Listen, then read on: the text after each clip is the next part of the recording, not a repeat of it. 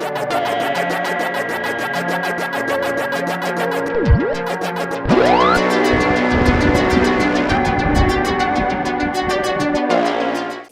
welcome to my show. This is Paranormal. My name is Kara Thusen, and I like to talk about my love for simple snacks and ghost attacks. So if you like to hear scary stories while stuffing your face, this show's for you. So you should probably subscribe. Okay, so you know how there's good people, there's bad people, and there's some of us that are in between. Today we're going to be discussing angels and demons. So just like on Earth, there's good and bad. Probably in the spirit world, there's good and bad as well. So our first story, we're going to be talking about a possible angel entity. I don't know. I can't describe it. You guys are going to have to help me with this one and your thoughts. I want to know. The second story, we're going to be talking about a possible demon. So in the spirit of good and evil, I'm going to be making a spicy yet sweet treat. Stay with me here. I've never tried it, so if you don't like it, don't blame me. It's a hot Cheeto crispy treat. So you know Rice Krispie treats? Yeah, well, it's made with hot Cheetos. If you're not a spicy person, what's wrong with you? But if you don't like spice, you can use regular Cheetos, and I heard that's good as well. So you're going to be seeing my authentic reaction to this recipe, which is found at seatedathethetable.com. So go check it out, and I'll link it in the description box. What you'll need for this recipe is 2 9-ounce bags of hot Cheetos, or regular Cheetos. You're going to need 3 tablespoons of butter and a 10-ounce bag of mini marshmallows. That's it. 3 ingredients. Simple, right? You can do it. I'm going to do it. Let's do it together. We'll get to the recipe in just a second. But first, we're going to hear the story submitted to us from Claudia. So this was back in the 1990s, and Claudia and her sisters and mom were in their 30s at the time. And they were traveling from Redding, California, which is very northern California, and they were going down to their home in Southern California. They were taking Highway 5. There's just tiny towns here and there, but for the most part, it's just nothing. So they're driving through Central California, middle of nowhere, on the highway. They can see for miles and miles, forward and backward, and it's just them on the road. So of course, they get a flat tire. They pull over. None of them know how to change a flat. So they're looking for a spare, and still no one's coming by. So they're starting to get a little worried, a little panicked. So they say a prayer and ask for help. Shortly after that, a man pulls up right behind them. At the time, they were like, that was weird. We would have seen this person coming. We would have waved them down, and they just showed up out of nowhere. But they thought, okay, maybe we were just distracted, didn't notice, whatever. They were just grateful to have help and have their prayer answered. So this man looked like he could have been a farm worker, you know, old clothes, older car, but very kind, and offers to change their flat. So they're so grateful, and he gets their spare. He doesn't say too much, but he's pretty friendly, and gets their tire changed and tells them, okay, about 8 to 10 miles up is a gas station where you can get your tire fixed. So pull over there and they'll get it done for you. And I will be sure to follow behind you the whole way to make sure that you get there safely. They were so, so grateful. They offer him money. He just says, oh, no thank you. No thank you. No money. They start to pull off, and they look behind them and notice this man was gone. And nothing. He disappeared. He vanished. They thought, okay, maybe he drove by and we didn't notice, but also he was very specific in saying that he was going to follow us there. And where did he go? What happened? They would have seen dust kick up from the road from him driving by. They would have heard him. They would have seen him. Because it was just shortly after that he vanished. So they look at each other kind of in disbelief, thinking, was this somebody that maybe wasn't of the earth? Was this an angel? Somebody looking out for us? I got the chills. And when I heard this story, I got the chills as well. Because where did this person go? Who was this person? Was this possibly an angel? What do you guys think? What are your thoughts? Comment down below. Let's get to our spicy yet sweet recipe.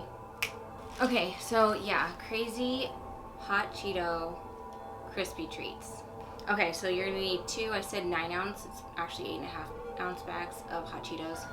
Like I said, a 10 ounce bag of mini marshmallows and 3 tablespoons of butter. You need to put it in a Ziploc bag and kind of pound it a little bit so it's in crumbs but not dust. So let me give you a close up.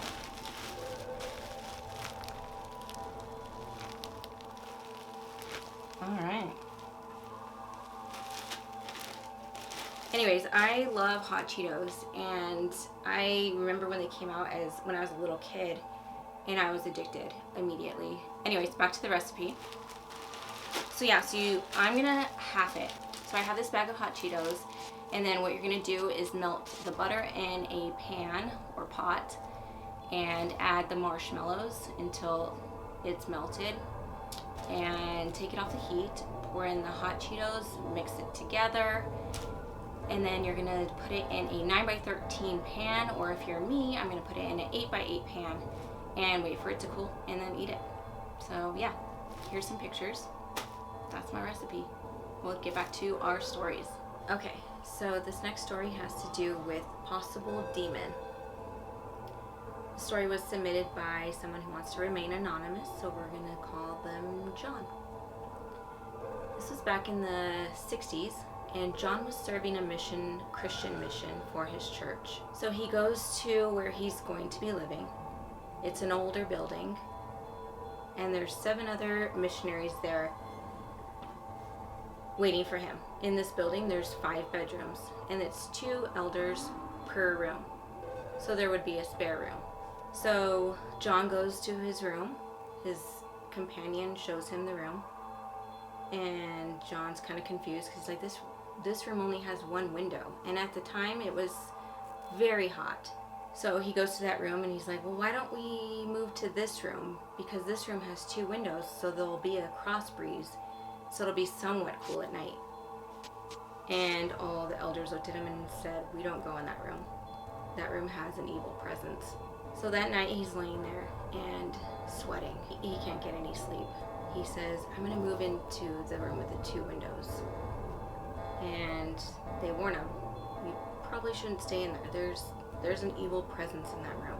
But he's like, I'm not gonna get any sleep, so I'm gonna just move into this room. So he picks up his mattress and he moves into the room with the 2 windows. And he says it's much cooler in there, and he falls asleep pretty quickly. Around 3 o'clock in the morning, he's awakened, and a ton of gnats or fruit flies, he's not sure, fly in from the window. And they fly up his nose, in his mouth, in his ears, and he's trying to gnat them away. And he's freaked out by this, so he gets up and he moves his mattress into the hot room. And he wakes up his companion and he's like, did you guys get any fruit flies or gnats in your room? And they're kind of groggy and they're thinking, no, nothing. The next night he tries to fall asleep again in the hot room and can't. So the second night, he's telling the other elders about what happened the first night, that a bunch of gnats or fruit flies flew into the room, flew up his nose, in his mouth, in his ears, and he was swatting them away and decided to change rooms. And they told him, okay, well, that's a warning. But the second night, he tries to fall asleep in the hotter room. So he tells them, I'm going to move back into that room to get some sleep. It's the only way I can get some sleep. They warn him, you shouldn't go in that room. That room has evil in it. But he goes anyways. Falls asleep pretty quickly. It's a lot cooler in there. Around 3 a.m. again, he's awakened. He looks up and he sees this giant horned beetle above his head, and it falls right on his head. He said it felt like it was a pound weight that just fell on his head. It was huge. And he's startled by this, and he gets up and he sees it scurry away. And he thinks, okay, I don't want that to happen again. So he goes, brings his mattress back into the hot room. Again, no sleep. The third night, he's in the hot room. Can't take it anymore. Tells them, I'm going to go into this room. Again, he's just like, whatever. It was some gnats. There's a beetle. It's nothing evil. It's just whatever. Wakes up again around 3 a.m. and he feels this dark dread in the room. And this evil presence is in there. He senses it. He feels it. It's in the room, and it starts to go onto him. And he tries to get up and leave, but his body is paralyzed. He can't move. He tries to shout. He can't move. He can't speak. He's in a panic. This evil presence is starting to press on his chest. So now he's starting to lose breath. He can't breathe. So he's thinking, this is it. I'm going to die. He tries to call out and command this evilness to go away. But again, he can't speak. So in his mind, he's thinking, okay, I'm going to, in my mind, say a prayer and cast this evil spirit out. But it's hard to focus. It's hard to concentrate because he's trying to get this weight off of him, this evil presence out of the room. So finally, he's able to think clearly and think, okay, I'm going to cast this evil spirit out. So he does. And the weight slowly lifts, and he's able to catch his breath. And the evil spirit leaves the room. So he's able to finally move his limbs. He's able to finally get up. He sits up. He looks to the door, and he sees 4 other elders standing there staring at him. And he's like, what are you guys doing? Why didn't you come in and help me? And they said, we were awakened. We knew something evil was happening. We came to the room, and we tried to get in the room, and we couldn't. This evil force was keeping us out. We tried to help you. Obviously, John decides that he's not going to sleep in that room anymore, and he's not taking chances anymore.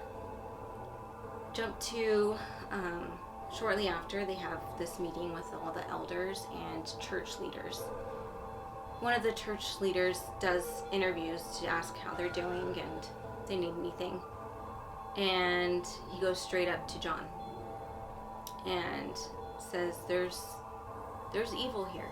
There's the power of Satan here. And he looks at John and he goes, I know you know that. So this leader has him recount what happened. And the leader said, so what did we learn? And John, from that day forward, learned heed to warnings and be obedient. Don't take your chances on something evil. You had the first warning with the gnats. You had the second warning with the beetles. And then you had the third. So what do you guys think that force could have been? That sense of dread, that weight on him? Do you think that could have been a demon? An evil spirit? What do you think? Comment down below. Alright, let's get back to trying the recipe. I'm scared. Here it is, you guys. Alright, I'm going to take a little bite. Just a little piece off.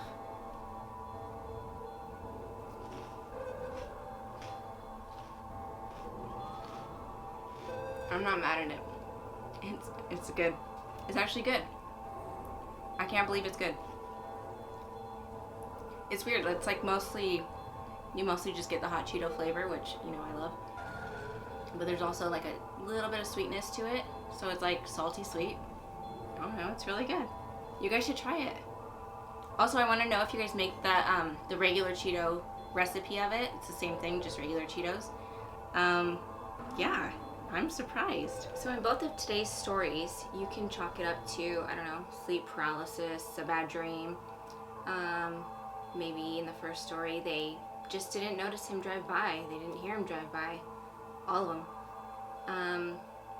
But the thing that makes it real for both stories is that it wasn't just one person experiencing it. It was multiple people.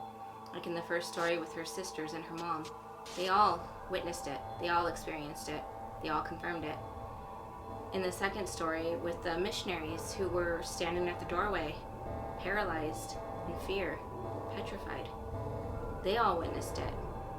And then the leader of the church, kind of knowing, sensing that there was evil that had happened with John.